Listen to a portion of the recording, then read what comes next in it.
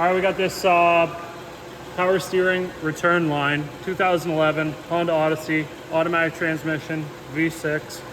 You can see it runs from that rubber line right there. Take that clamp off, it runs along here. There's 3 plastic clips that secure it to the subframe. 1, 2. If you look up in here this way, there's a 3rd one.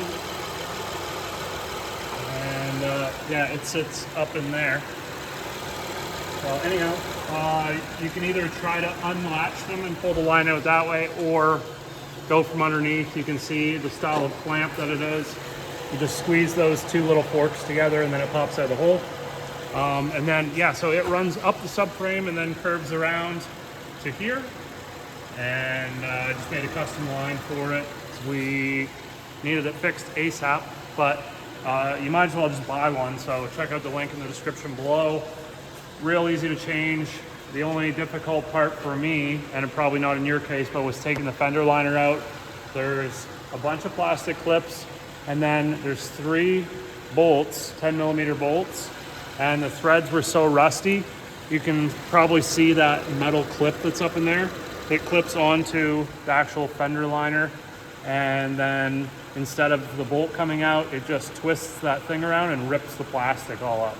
And that's the only way to get them off. You can't really get in behind there because you need a fender liner out first, and can't really heat them up. It's just going to melt the plastic. So I sort of yanked and tugged and pulled and eventually ripped the thing out, and now I'm going to deal with that.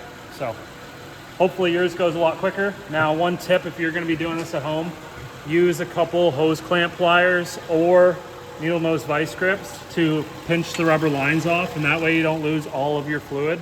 I really only lost like maybe 200 milliliters at most. So how do you bleed the line? Now what I would do as far as bleeding the line, you replace it, top up your power steering fluid in the reservoir until it's up to the full level. There's a line on the reservoir of low and high, and then I do key on and dry steer from full lock to full lock, probably like 10 or 20 times, and then check your level. It may bring the level down a little bit as it sucks it into the rack and throughout the lines. It's gonna purge some of the air. Then top it up again if it's sucked some down. And then usually what I'll do is like start the engine for like 1 or 2 seconds and then shut it off. And by doing that, it runs the pump, which sucks in more fluid.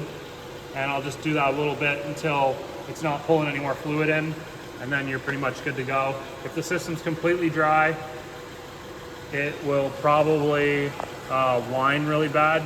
So you'll know if like you've got a bunch of trapped air in there, it'll whine really bad. So that's pretty much it for the video. If you got any questions, throw them in the comment section below. I'd be glad to answer any questions you might have. Give the video a thumbs up if it helps. Subscribe for more content. See you in the next one.